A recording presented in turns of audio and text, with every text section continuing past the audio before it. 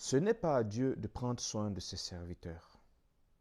Ce n'est pas à Dieu de prendre soin de ses serviteurs. Le penser, c'est-à-dire penser que c'est à Dieu de prendre soin de ses serviteurs, est une erreur. Et soutenir une telle posture est un tort. Essayez d'être patient pour quelques minutes, nous allons clarifier les choses.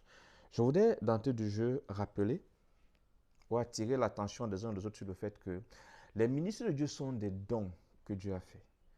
Ils sont devenus ministres de Dieu parce que Dieu a donné.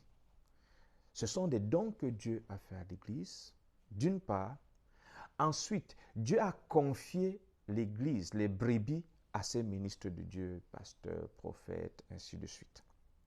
Donc, il y a une sorte de relation réciproque, une sorte de relation de responsabilité réciproque, autant pour moi, qu'il convient de bien comprendre pour bien gérer cette relation. Or, quand nous regardons les débats aujourd'hui, les échanges, les réactions, on a l'impression que cette responsabilité réciproque n'est pas bien comprise. Mais aujourd'hui, je voudrais particulièrement revenir sur l'Église, parce que nous avons beaucoup parlé des leaders, nous avons souvent beaucoup parlé des leaders, et je voudrais attirer notre attention sur certains versets. Nous allons beaucoup lire la Bible de manière posée. Nous allons dans 1 Corinthiens 9, verset 11. Premièrement. Nous avons sémé en vous une semence spirituelle. Serait-il alors excessif que nous récoltions une part de vos biens matériels? 1 Corinthiens 9, 11, la version du français courant. Donc, je parlais tout à l'heure d'une réciprocité, d'une interaction dans laquelle les ministres de Dieu apportent le spirituel dans la vie des brebis. Et le retour, c'est que les brebis apportent dans la vie des ministres, dans les vies des ministres de Dieu, le matériel. Voilà comment Dieu a établi les choses. Voilà comment Dieu a établi les choses. Donc, nous parlions donc de cette réciprocité. Les hommes de Dieu, les ministres de Dieu apportent, investissent spirituellement dans les vies de brebis à travers l'enseignement. Nous allons revenir, nous avons beaucoup de versets qui vont nous permettre de mieux comprendre. À travers l'enseignement, les conseils, l'encadrement et tout le reste, les brebis grandissent, se développent, produisent matériellement pendant qu'elles grandissent spirituellement. Maintenant, il est dans l'ordre des choses selon Dieu que les bergers, que les leaders, que les ministres qui ont sémé récoltent. On n'a pas dit ici qu'ils récoltent les biens spirituels, non, ils récoltent les biens matériels. Et nous voulons, dans l'évolution, rappeler un certain nombre de choses. Beaucoup se plaignent aujourd'hui parce qu'ils n'ont pas pris la peine de lire la Bible. Mais évoluons encore. Donc, nous revenons. Galates chapitre 6, verset 6. Galates chapitre 6, verset 6, nous disons dans la version du français courant. Celui qui est instruit dans la foi chrétienne doit partager les biens qu'il possède avec celui qui donne cet enseignement. Celui qui est instruit dans la foi chrétienne doit partager les biens qu'il possède avec celui qui lui donne. Ça veut dire que celui qui vous enseigne les voies du Seigneur, celui qui vous montre la voie de Dieu, celui qui vous enseigne dans la parole de Dieu, doit jouir de vos biens matériels. Ce que vous possédez, il doit pouvoir jouir. Donc, ce n'est pas excessif, quelque part, de prêter votre voiture à votre leader. Ce n'est pas excessif de prêter votre champ à votre leader. Ce n'est pas excessif d'offrir le terrain. Vous possédez des terrains, d'offrir un terrain à votre leader, d'offrir une voiture à votre leader. Vous avez un prêt-à-porter. Ce n'est pas excessif d'offrir des vêtements parce que c'est ce que vous possédez. Ce que vous possédez, vous devez le mettre à la disposition. Vous devez en faire profiter également à celui qui vous enseigne les choses spirituelles. C'est ce que dit la Bible. Galates 6, 6. Je crois que quelle que soit la version que vous avez, vous allez lire le même verset là-dedans. Alors, si on s'arrête au niveau de ces deux versets, on va se rendre compte que Dieu a établi une disposition que nous changeons. Aujourd'hui, il y a cette ruée à il faut que les hommes de Dieu aillent travailler. Et apparemment, tout le monde est en train de s'aligner là-dedans. Je ne suis pas contre le travail des hommes de Dieu. Par la grâce du Seigneur, je suis un serviteur de Dieu, comme on dit couramment chez nous, qui se bat beaucoup et qui n'attend pas les offrandes. Mais revenons dans la parole de Dieu. Que dit la parole de Dieu? Je voudrais que nous continuions à lire. Nous allons continuer à lire. J'ai dit on va lire, on va beaucoup lire. C'est mieux que la parole puisse nous éclairer. 1 Corinthiens 9, 14, dans la version du français courant. De même, le Seigneur a ordonné que ceux qui annoncent la bonne nouvelle vivent de cette activité. Ça veut dire que le fait qu'ils sortent, qu'ils aillent dans vos maisons, qu'ils aillent dans vos quartiers faire ci, ça, ci ou ça, doit en retour produire. C'est leur activité, c'est leur boulot. Et ce boulot doit produire un salaire. Ici, malheureusement, certains se sont appuyés sur ces paroles pour commencer à facturer les services. Je peux me tromper, mais je ne crois pas que c'est ce que le Seigneur a disposé, qu'on commence à facturer les prières, facturer les délivrances, ainsi de suite. Non. Et il faut avouer que certains leaders, je crois que j'ai déjà parlé, j'ai déjà fait une vidéo là-dessus, que j'ai pu sonder, avec qui j'ai pu échanger, en sont arrivés à ces mesures parce que apparemment, vous les chrétiens, vous avez démissionné. Comme vous avez démissionné, certains se sont retrouvés sous la pression des besoins en train de fabriquer des solutions par eux-mêmes qui vont être les carnets de consultation et un certain nombre de choses que vous décriez aujourd'hui. Mais avant de décrire le fait que les leaders sont devenus matérialistes, de commerçants, essayez d'abord de voir, vous, est-ce que vous êtes en train de faire ce que la parole de Dieu a dit? Vous leur rappelez facilement que non, tu as reçu gratuitement, donne gratuitement. Mais on dit ici, de même, le Seigneur a ordonné que ceux qui annoncent la bonne nouvelle vivent de cette activité. Ils doivent vivre. Cette activité doit les faire vivre. Elle doit leur apporter à manger, elle doit leur apporter le vêtement, elle doit leur apporter le nécessaire pour leur vie. Ce qu'ils font pour vous, pour vos familles, dans vos maisons, dans vos lieux de service, dans vos plantations, dans vos villages, dans vos réunions, dans vos deuils, dans tout ceci, doit produire. Donc, ça veut dire que vous-même qui sollicitez régulièrement les hommes de Dieu, vous deviez avoir ce souci-là, vous-même d'abord, par obéissance à la parole, par obéissance au Seigneur, de vous dire, il faut que j'apporte quelque chose à cet homme qui m'apporte également. Il m'apporte, j'apporte. Voilà ce que ça devrait être. Il m'apporte, j'apporte. Mais aujourd'hui, vous dites, il faut que les hommes de Dieu se mettent à travailler. Et quand ils vont se mettre à travailler, ils vont prendre des boulots qui les occupent beaucoup, qui distraient leur esprit. Ils ne peuvent plus être aussi sensibles à la voix de l'esprit parce qu'occupés à remplir leurs obligations professionnelles, vous allez vous plaindre qu'ils ne sont pas efficaces, qu'ils ne sont pas disponibles. Or, Dieu a établi un ordre des choses. Je voudrais que chacun, au-delà de cette vidéo, prenne la peine lui-même de relire ces versets que nous sommes en train de lire et de les lire dans sa version, la version qui lui convient. Nous continuons. 1 Timothée chapitre 5, versets 17 à 18. Quand les anciens dirigent, ça c'est la version Parole de vie édition 2017, quand les anciens dirigent bien l'Église, ils méritent de recevoir un salaire double.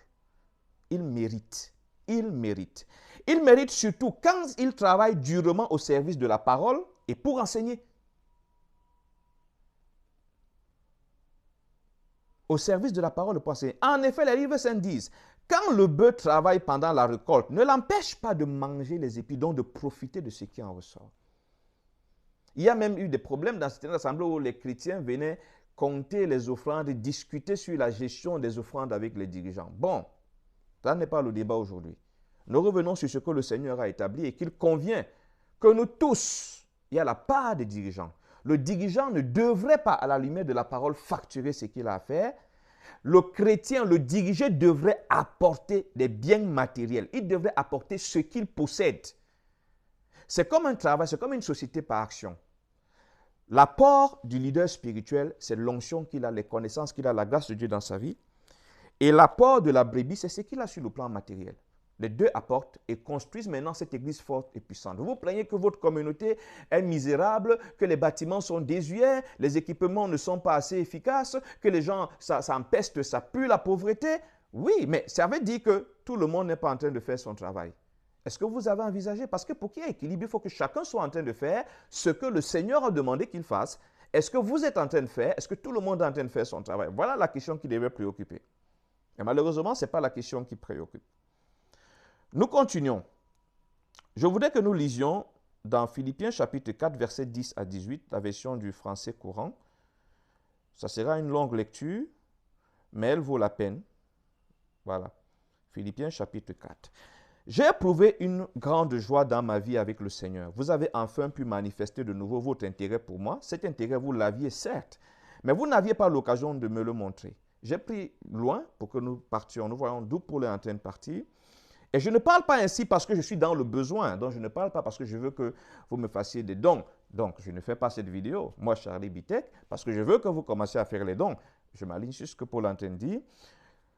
Je sais vivre dans la pauvreté aussi bien que dans l'abondance. Ça, c'est la particularité des hommes que Dieu a pris la peine de bâtir, parce qu'il est bâti dans pratiquement tous ces environnements pour qu'ils ne deviennent pas la proie de votre chantage matériel.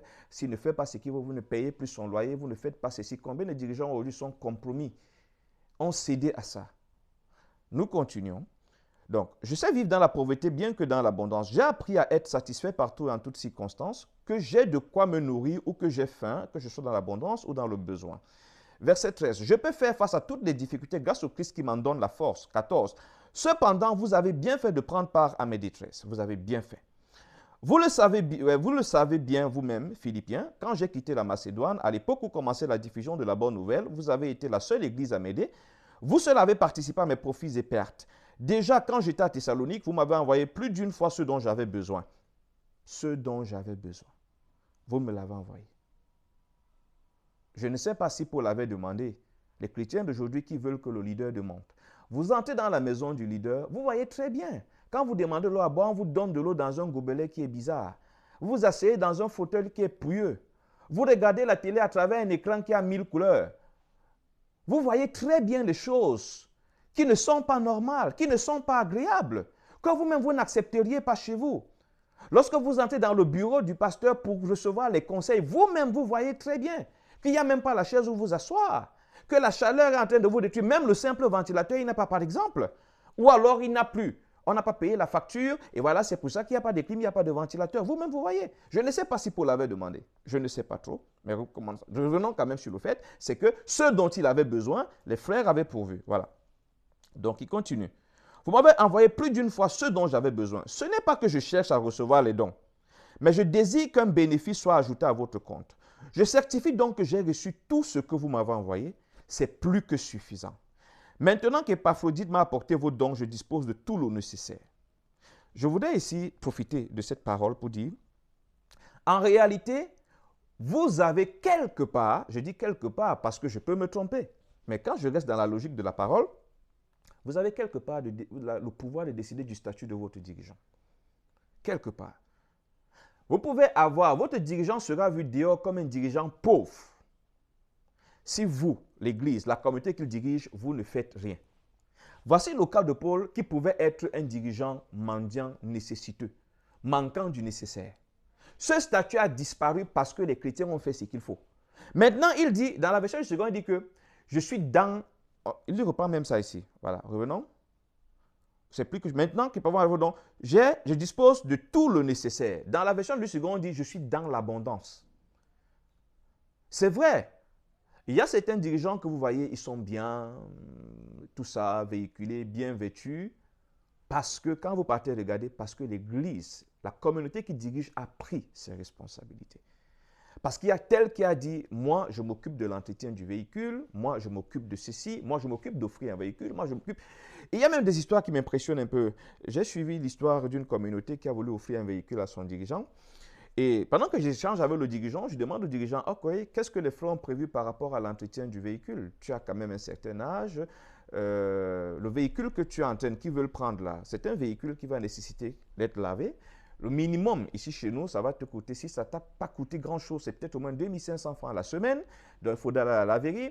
Il va falloir l'entretien, il va falloir le carburant. Il dit, mais ils n'ont pas passé. Je dis, mais comment? On veut régler un problème en te mettant dans un autre problème avant que tu gères ton taxi. Donc, je profite. Quand vous voulez offrir, allez jusqu'au bout. Ça peut sembler peut-être excessif, mais il faut le faire. Dans un audio, un autre enseignement, je parlais par exemple des gens qui offrent des véhicules gâtés aux leaders. Vous offrez un véhicule gâté. C'est-à-dire qu'il était tranquille, vous apportez le problème. Mais ne nous écartons pas du sujet. Donc, Paul est désormais dans l'abondance. C'est un leader à l'abri du besoin, pas parce que Dieu a fait. Ce n'est pas Dieu qui a fait. C'est la communauté qui a fait. Donc, ne demandez pas à Dieu de venir faire, de venir régler un problème pour lequel il a déjà pourvu à la solution. La solution, c'est que le berger investisse dans la vie de la brebis et que la brebis à son tour investisse dans la vie du berger. Voilà comment le Seigneur a établi les choses. Voilà l'ordre normal des choses. Alors, avant de vous lever pour commencer à tirer sur les dirigeants, à vous plaindre de la communauté, du taux de pauvreté, essayez de revoir Est-ce que chacun, le leader, là, si c'est un leader qui est en train de suivre cette vidéo, est-ce que je suis en train de faire ce que la parole me demande de faire? Toi, le chrétien, est-ce que je suis en train de jouer mon rôle? Mais Dieu a déjà établi les choses que chacun joue. Donc, ce n'est pas à Dieu. Ce n'est pas à Dieu. Ce n'est pas à Dieu de décider que désormais, le pasteur va commencer à mettre des vestes. Il reste de venir au culte en t-shirt. Ce n'est pas à Dieu de descendre le faire. Toi, le chrétien qui voit que le pasteur ne met que les t-shirts, tu peux commencer à lui offrir les vestes. Tu peux commencer. Tu n'es pas obligé de lui offrir les vestes qui coûtent des millions, mais tu peux déjà commencer. Donc, tu peux changer son statut.